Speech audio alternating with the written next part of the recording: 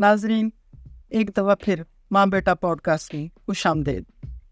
मैं हस्बे मामूल हस्बे आदत अपनी पॉडकास्ट का आगाज़ एक शेर से कर रही हूँ।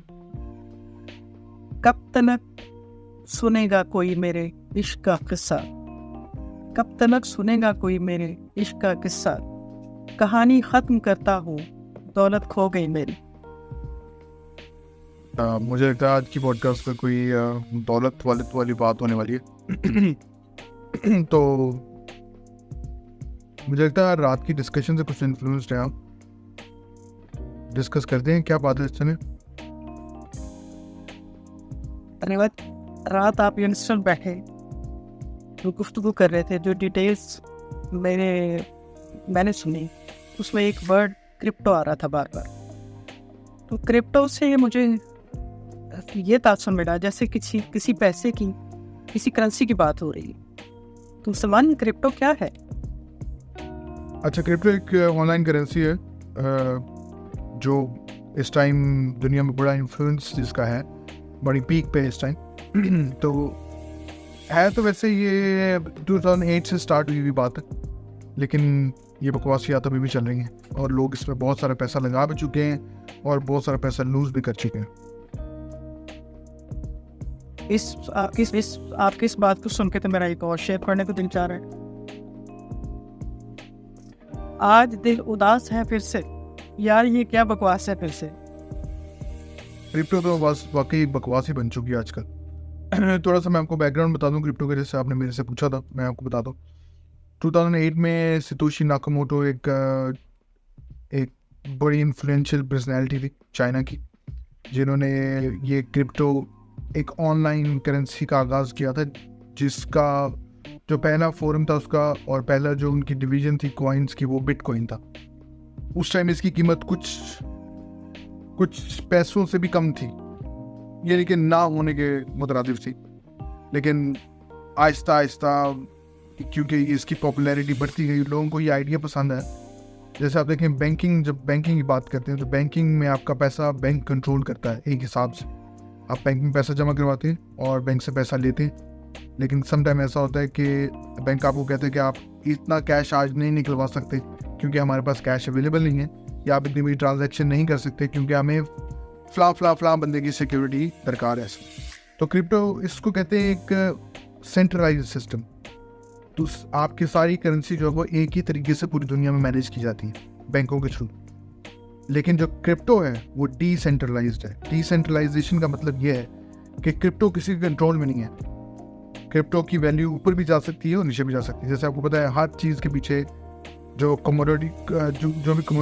कमोडिटीज़ होती हैं उनके पीछे, या किसी भी चीज़ को बैक करने के लिए आज हम डॉलर का इस्तेमाल करते हैं। यानी कि अगर आप इंटरनेशनल मार्केट में बात करें तो हर चीज़ डॉलर में मिलती है आपको। इसी ट्रेंड को तोड़ने के लिए, इसी सेंट्रलाइजेशन को तोड़ने के लिए क्रिप्टो जो सतोशी नाकामोटो ने ये करेंसी इंट्रोड्यूस करी थी, ताकि लोगों के पैसे की पावर लोगों के पास वापस आ सके, इंस्टेड ऑफ कि वो बैंक से उसको कंट्रोल करें और बैंक से उस पर करेंसी को भी, जैसे आपको पता है बैंक सूद लेता भी है करेंसी पे और देता भी है। तो सिर्फ बैंक ना ये इसका फ़ायदा ले सके, आम आवाम भी इसका फ़ायदा ले सके और अपने पैसों को अपने लिए काम करने के लिए इस्तेमाल कर सके। तो इसलिए ये क्रिप्टो करेंसी बनाई गई थी। सलमान, दरिया को कुएं में बंद करो। ये मुझे बताओ कि क्या बैंक जो है, इनकी जो बिल्डिंग्स है, डेकोरेशन है, ये सारा सेटअप है, ये क्या ख़त्म होने वाला है? अच्छा, ये बात बहुत अच्छी है एक्चुअली। अगर आप आज से 10 साल बाद की बात करें तो हो सकता है कि कोई फिजिकल बैंक एग्जिस्ट ही ना करता हो। उसकी रीज़न ये है कि क्रिप्टो एक ऐसी फॉर्म ऑफ पेमेंट है या ऐसी फॉर्म ऑफ करेंसी जो टेंजिबल नहीं है, जिसको आप हाथ नहीं लगा सकते। जैसे कॉइन्स हैं, नोट्स हैं, इसको हाथ नहीं लगा सकते आप। तो अगर जिस चीज़ को हाथ नहीं लगा सकते तो उसको स्टोर करने के लिए कोई जगह भी नहीं चाहिए आपको, उसको प्रिंट करने के लिए कोई जगह भी नहीं चाहिए आपको। इसका मतलब है ये सारी चीज़ें ऑनलाइन ही प्रिंट होती हैं और इनटेंजिबल फॉर्म में कंप्यूटर नंबर्स की सूरत में ये स्टोर रहती हैं। तो बैंक्स का मेनली काम क्या होता है? करेंसी को प्रोड्यूस करना और करेंसी को हैंडल करना। जैसे कॉइन्स हैं, नोट्स हैं, उनको उन लोगों के अकाउंट में रखना या एक टेंजिबल फॉर्म में करेंसी को मेंटेन करके रखना। जब करेंसी की टेंजिबिलिटी ख़त्म हो जाएगी तो बैंक्स की ज़रूरत नहीं रहेगी। हो सकता है बैंक्स की जगह कुछ और चीज़ें इंट्रोड्यूस करा दी जाएँ, जैसे लेजर्स होते हैं। आप क्रिप्टो में ये बड़ा लंबा चौड़ा हिसाब किताब है जिसको समझने की ज़रूरत है। जैसे लेजर्स ऐसी होती है जैसे आप पैसे का हिसाब रखते हैं, जैसे बैंक आपके अकाउंट का हिसाब रखते हैं, इस तरह ऑटोमेटिक लेजर्स हैं जो आपकी क्रिप्टो को हिसाब रखते हैं। अब जो बैंक्स हैं वो आपसे क्या करते हैं, आपको आपके पैसे का हिसाब रखने का चार्ज करते हैं। ठीक है, आप बैंक में अकाउंट खुलवाते हैं तो आइदर वो आपसे फीस चार्ज करते हैं, या अगर आप उनमें पैसे ज़्यादा रखते हैं तो वो आपको उस पर सूद देते हैं। क्रिप्टो के जो लेजर्स होते हैं, जो लोग क्रिप्टो के कंप्यूटर चलाते हैं, वो यही काम करते हैं, लेकिन वो बहुत कम फीस में काम करते हैं। उनकी फीस की पेमेंट उनको उसी कमोडिटी में होती है जिसमें वो डील कर रहे होते हैं। फॉर एग्जांपल अगर कोई बिटकॉइन में डील करा तो बिटकॉइन में उसको पेमेंट होती है, कोई किसी और कॉइन में डील करा तो किसी और कॉइन में पेमेंट होती है। अच्छा देखिए, जो नॉर्मल करेंसी होती है उसकी प्राइस एक जगह टिकी रहती है, उसकी प्राइस डिपेंड करती है ऊपर ये जाने में इन्फ्लेशन से। अगर कोई करेंसी, जैसे हम बात कर लेते हैं किसी ऐसे कंट्री की जिसकी करेंसी बहुत ऊपर है, जैसे फॉर एग्जांपल यूके का जो पाउंड है ये बहुत स्ट्रॉन्ग करेंसी है। आप डॉलर इससे कम है, लेकिन पूरी दुनिया में जो स्टेपल है वो डॉलर ही है। ठीक है, डॉलर इस तरह अमेरिका ने चीज़ों को ऐसे सेट किया हुआ कि आप इंटरनेशनल मार्केट में जब ट्रेड करेंगे तो डॉलर में ही ट्रेड करेंगे। जो मुल्क आपस में ट्रेड करते हैं वो डॉलर और गोल्ड में ट्रेड करते हैं, एक पेमेंट जो करते हैं। लेकिन जो क्रिप्टो है वो इस पूरे सिस्टम को बदलना चाहती है। क्रिप्टो चाहती है कि क्रिप्टो करेंसी के जो पीछे जो इसके जो फाउंडर्स हैं उनका मकसद ये है कि वो लोगों की पावर उनको दें, इंस्टेड उसको कंट्रोल करें। तो होगा यही, इसको पूजे में बंद करना बहुत ही डिफिकल्ट है, क्योंकि इसके बहुत सारे एस्पेक्ट्स हैं, इसकी बहुत बड़ी बड़ी चीज़ें हैं जो एक्सप्लेन करना एक सेशन में बहुत डिफिकल्ट। तो मे भी हो सकता है इस पॉडकास्ट के हम 2 एपिसोड बनाएं, लेकिन पहले एपिसोड में जो आज के एपिसोड है मैं आपको इसमें ये बताऊंगा कि क्रिप्टो एक्चुअली वर्क कैसे करता है, इसकी वैल्यू क्या है, इसकी वक़्त क्या है। सम्मानी ने जो आपने बोला है, इतना कुछ बताया है, क्या ये हमारे जैसे लोगों के लिए, न्यू जनरेशन, आप लोग तो न्यू जनरेशन से ताल्लुक़ रखते हैं, इन चीज़ों को बहुत अच्छी तरह से अंडरस्टैंड करते हैं, क्या हमारी जनरेशन या आम लोग जो है, जो ज़्यादा पढ़े लिखे भी नहीं हैं, क्या वो इन चीज़ों को हैंडल कर पाएंगे? ये आसान है? हमें तो यही आदत है ना कि नोट गिने, ईदी दी, पैसे लिए, पैसे दिए। तो ये जो अननोन करेंसी, ये जो नज़र नहीं आती, ये हमारे लिए क्या इजी होगा इसको हैंडल करना? ये देखें, आप जब आज से हम 30 साल पहले पीछे चले जाते हैं, 30 साल पहले बैंकों का रिवाज था, लेकिन इतना स्ट्रॉन्ग नहीं था। लोगों को बैंकों की वैल्यू सिर्फ इतने पता था कि पैसा रखना है और पैसा निकालना है। अगर आप घर में पैसा सेफ नहीं रख सकते तो बैंक में रख दें। ठीक है, और लोगों को पता था इस पर इंटरेस्ट मिलता है, इस पर पैसा मिलता है। फिर क्या आया? फिर डेबिट कार्ड आया। डेबिट कार्ड एक ऐसा कार्ड था जो आप कहीं भी डालें और पैसे निकाल लें। तो लोगों को आहिस्ता आहिस्ता इस टेक्नोलॉजी को समझने में थोड़ा टाइम लगा, लेकिन अब लोग हर छोटे से छोटा और बड़े से बड़ा जो किसी भी जनरेशन से ताल्लुक रखता हो वो डेबिट कार्ड के कॉन्सेप्ट को अंडरस्टैंड करता है कि ये कार्ड आपके अकाउंट से जुड़ा है, इसके लिए आपको बैंक जाके चेक नहीं जमा करवाना, आप कहीं से जाके पैसे निकलवा सकते हैं। उसके बाद कॉन्सेप्ट रहता है क्रेडिट कार्ड। क्रेडिट कार्ड का कॉन्सेप्ट भी ऐसे है कि आप पैसे बैंक से उधार लेते हैं और खर्चते हैं और बैंक को वापस करते हैं। उसके बाद जो कॉन्सेप्ट आता है वो क्रिप्टो का आता है। ठीक है, ऑनलाइन चेक्स। क्रिप्टो एक ऐसी करेंसी है जो आप बगैर बैंक को दिए हुए या लिए हुए आप करेंसी में डील कर सकते हैं। फॉर एग्जांपल, अगर आपने किसी से, मैं आपको एक ट्रांजैक्शन बताता हूँ जो बड़ी हिस्ट्री में बड़ी मशहूर हुई है। किसी ने किसी का 10 करोड़ देना था, तो जब वो बैंक के पास गया उसने बोला कि मैंने इस बंदे को 10 करोड़ पे करना है। मैं रुपीज़ की बात कर रहा हूँ, पाउंड्स की बात नहीं कर रहा। तो अगर आप पाउंड की बात कर लें तो लगा लें कि अबाउट 10 लाख पाउंड किसी ने किसी का देना था। तो 10 लाख 5-6 लाख पाउंड, जो भी करेंसी कैलकुलेट हो इस टाइम पे, जिस टाइम पे पॉडकास्ट बनी, तो उससे बोला, बैंक के पास गया वो, तो उससे बोला कि मैंने ये करेंसी भेजनी है, तो हाउ विल इट वर्क? तो उन्होंने बोला कि जी हम आपसे 1 लाख रुपये फीस लेंगे और आपका 10 करोड़ भेज देंगे। उसने कही तो बहुत ज़्यादा फीस है। उन्होंने बोला कि ये जी एक प्रॉपर तरीकाकार होता है, प्रॉपर सिनेरियो होता है जिसमें हम करेंसी आपकी सेफली अगले बंदे तक पहुंचाते हैं, और जब अगले बंदे के पास पहुंचेगी वो भी 50,000 रुपीज़ फीस देगा। तो 1,50,000 फीस में ही लग गया, तो 10 करोड़ तो नहीं पहुंचा ना। उसी बंदे ने वही ट्रांजैक्शन क्रिप्टो के अंदर उस बंदे के साथ की, बैंक ने उसको बोला कि 1 हफ्ता लगेगा। क्रिप्टो में 7 सेकंड में वो करेंसी की ट्रांजैक्शन हो गई और उसको फीस के पड़ी $1। $1 में 10 करोड़ उसका ट्रांसफर हो गया, ठीक है, और सेफली ट्रांसफर हो गया।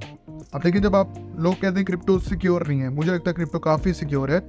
हर चीज़ की सिक्योरिटी आपने खुद बनानी होती है। जैसे बैंक अकाउंट में अगर आप चेक जमा करवा रहे हैं, तो चेक में अगर आप एक नंबर गलत लिखते हैं तो क्या होगा, आपके अकाउंट से पैसे कट जाएंगे, लेकिन अगले के अकाउंट में पैसे नहीं जाएंगे। बैंक उसको ट्रांजैक्शन को रोक दिया क्योंकि वो अकाउंट नंबर किसी के साथ मैच नहीं हो रहा होगा, ठीक है। लेकिन आपके अकाउंट से पैसे निकलेंगे, दिल भी लॉन्ग प्रोसीजर जब आपके वो अकाउंट में आपको पैसे वापस आएंगे। क्रिप्टो में भी ऐसा है। क्रिप्टो में एक वॉलेट होता है, वॉलेट के एक एड्रेस होता है, वो एड्रेस काफ़ी लंबा होता है, वो 60-65 डिजिट्स पे वो रिलाई करता है, ठीक है। तो वो अगर एक भी डिजिट गलत हो जाए तो वो क्रिप्टो आपका वेस्ट हो जाता है, वो आपको कभी रिटर्न नहीं होता। तो ये इस तरह से है। आपने बोला कि जो उसका जो कोड्स है वो बड़ा लंबा होता है। ये जो हम 14 नंबर्स की, समटाइम 8 नंबर्स की करते हैं, अपना पासवर्ड रखते हैं या बैंक का अकाउंट नंबर होता है, वही मुश्किल से जो है वो हैंडल होता है। तो ये इतना लंबा अकाउंट नंबर जो है वो हैंडल होना इजी है?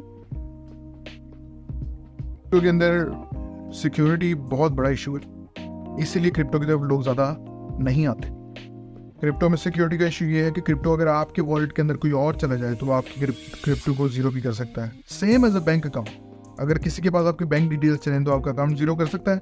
ऐसा है ना, बहुत सारे फ्रॉड्स आप देखते हैं जिसमें कोई आपको कॉल करता है और आपके फ़ोन का डाटा सारा ले लेता है, जिसमें आपने देखिए, आप कोई भी बैंक ये रिकमेंड नहीं करता कि आप अपनी सारी इन्फॉर्मेशन एक ही जगह स्टोर करें।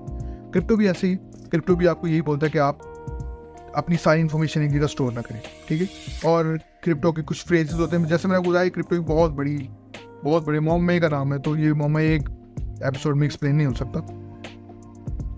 अभी हम इस बारे में आज सिर्फ यही बात करेंगे कि एक्चुअली क्रिप्टो की एग्जिस्टेंस आने वाले वक्त के लिए ज़रूरत कितनी है उसकी, तो वो मैं आपको थोड़ा समझाने की कोशिश करूँगा। लेकिन फिर भी मेरा आपसे एक क्वेश्चन है कि जब आपके साथ कोई फ्रॉड हो जाता है, बैंक बात हम कर रहे हैं, तो कोई बॉडी, कोई बिल्डिंग, कोई अदारा, कुछ पर्सन जो है, कोई इंसेक्टिव उनका वो एग्जिस्ट करता है, आप कहीं ना कहीं कंप्लेंट कर सकते हैं। तो इसके साथ इसका फ्रॉड हो जाए तो कंप्लेंट करने का कौन सा आपके पास, कौन लोग हैं जो इसकी कंप्लेंट को लेंगे और इसका क्या वजूद क्या है? यही प्रॉब्लम है क्रिप्टो की। क्रिप्टो में सिक्योरिटी का बहुत बड़ा इशू है। क्रिप्टो को कोई भी हैक कर सकता है, कोई भी क्रिप्टो के अंदर घुस के क्रिप्टो को मैनिपुलेट कर सकता है, उसकी प्राइसेस के साथ मैनिपुलेशन कर सकता है, बहुत सारी चीज़ों के साथ कर सकता है। इसीलिए क्रिप्टो में लोग ज़्यादा डील नहीं करते। लेकिन आपको मैं 2 बातें बताता हूँ जिससे आपको क्रिप्टो की सिक्योरिटी का अंदाज़ा होगा। फर्स्ट ऑफ ऑल, रशिया बहुत सारी ट्रांजैक्शंस क्रिप्टो में करता है, ठीक है। उसकी रीज़न, आप क्रिप्टो के लिए आप किसी को जवाबदेह नहीं है, ठीक है। आप क्रिप्टो में अगर आपने किसी को 50 बिलियन भी भेजना है तो वो आपकी ट्रांजैक्शन 2 सेकंड के अंदर हो जाएगी और किसी को नहीं पता होगा ये ट्रांजैक्शन किसने की है और किसके लिए की है। एज फार एज बैंक से कंसर्न, हर ट्रांजैक्शन में आपको बताना पड़ता है, एक्सप्लेन करना पड़ता है ये ट्रांजैक्शन में क्यों कर रहा हूँ, ठीक है। और फिर बैंक उससे आपसे 10 दफ़ा पूछता है कि ये फ्रॉड तो नहीं है ट्रांजैक्शन, किसी ने आपको कहा तो नहीं है, किसी को आपको ब्लैकमेल तो नहीं करा। क्रिप्टो में ऐसा कुछ नहीं है। That is why people don't really go towards crypto. उनको पता होता है कि इसमें इसकी जो वॉलेटिलिटी है ना क्रिप्टो की, वो बहुत ज़्यादा है, ठीक है। इसलिए क्रिप्टो की तरफ लोग आते नहीं है। तो अनसिक्योर तो है क्रिप्टो, लेकिन बेनिफिट्स जो है ना उसके, वो उसकी अनसिक्योरिटी को वे आउट करते हैं। जैसे अगर 10 चीज़ें क्रिप्टो में बुरी है ना, तो एक चीज़ जो अच्छी है ना, वो 10 को आउटवे करती है। जैसे मैंने अभी आपको एग्जाम्पल दिया, 1.5 लाख रुपया फीस देने से बेहतर है कि आपने $1 फीस, जो तकरीबन 200 रुपये में कन्वर्ट होती है, वो फीस दे के आपने 10 करोड़ की ट्रांजैक्शन कर दी, जो बैंक बोलता था 7 दिन में होगी, और उसका आपको जवाब भी देना पड़ेगा, ये पैसा आपके पास आया कहाँ से, जो रिसीव करेगा वो भी जवाब देगा कि पैसा जिसने भेजा वो क्यों भेजा, ठीक है। तो इसलिए ये प्रॉब्लम क्रिप्टो में, ये प्रॉब्लम नहीं होती। एक और बात बताऊँ, क्रिप्टो इस लिहाज से भी अनसिक्योर है। क्रिप्टो जो गलत रास्ते हैं माशरे के, वो भी क्रिप्टो को यूज़ करते हैं, क्योंकि आप क्रिप्टो को ट्रेस नहीं कर सकते इसकी ट्रांजैक्शन को, इसलिए वो भी यूज़ करते हैं। लेकिन क्रिप्टो में बहुत सारी सिक्योरिटी चीज़ें, फीचर्स इंट्रोड्यूस करा दी है, जैसे अकाउंट्स हैं। अकाउंट्स आईडीज़ के बगैर अकाउंट नहीं बनते आप आईडी के बगैर अकाउंट नहीं बना सकते। ऑब्वियसली बहुत सारी चीज़ों के बहुत सारे शॉर्टकट्स तो अवेलेबल होते हैं मार्केट में, जैसे बैंक में अगर आपने एक नाम में बैंक खुलवा लिया 100 लोग उसको यूज़ करें, इस तरह के क्रिप्टो में भी ऐसे हो सकता है, लेकिन ये वही वॉलेटिलिटी है जो एक बैंक अकाउंट में होती है। तो इसलिए अनसिक्योर तो नहीं है क्रिप्टो, बैंक अकाउंट से तो कम ही सिक्योर, लेकिन उसकी फ़ी और इस तक चीज़ें वो उसको आउटवे करती हैं। एक और बात अंडरस्टैंड कर लीजिए क्रिप्टो में, कि क्रिप्टो की प्राइसेस ऊपर और नीचे जाती हैं। फॉर एग्जाम्पल आपने $1 का एक कॉइन खरीदा, अब वो $50 का हो चुका है, तो आपने तो $1 इन्वेस्ट किया, तो 49 आपका प्रॉफिट आप निकाल लें, क्रिप्टो आपको निकालने देगा, कोई मसला नहीं, बेचते हैं उसी टाइम, ठीक है। सलमान, वैसे अगली जो पॉडकास्ट है उसमें मैं आपसे ये ज़रूर पूछूंगी, आप जो सारे बैठ के आपस में फ्रेंड्स हैं, ये कज़न्स हैं, ये बात कर रहे होते हैं, यार मैंने इतने पैसे इसमें क्रिप्टो में लगाए थे और मेरे इतने कम हो गए, और परेशान होते हैं, और एक समटाइम मुझे तो ऐसे लगता है एक अच्छा बंदा, रिच बंदा जो है वो भी अपना सब कुछ गंवा देता है। इसमें क्या अच्छा है क्या बुरा है, ये तो बहुत ज़्यादा होगा, तभी तो सारे यंगस्टर इसको यूज़ करना शुरू हो गए हैं। लेकिन फिर भी मुझे लगता है कि इस पॉडकास्ट का जो एंड है वो भी एक शेयर से ही करना चाहिए। अगली किस्त में मैं आपसे आपके वो किस्से सुनूंगी जिसमें आप सब ने इन्वेस्ट किया है और आप किस हालत में हैं ये मुझे बताएंगे आप। तो मैं ये शेयर बोलूँगी आप, ये बुरा वक्त भी कमाल का होता है, बुरा वक्त भी कमाल का होता है, जी करने वाले तू करने लगते हैं। मिलते हैं अगली पॉडकास्ट में।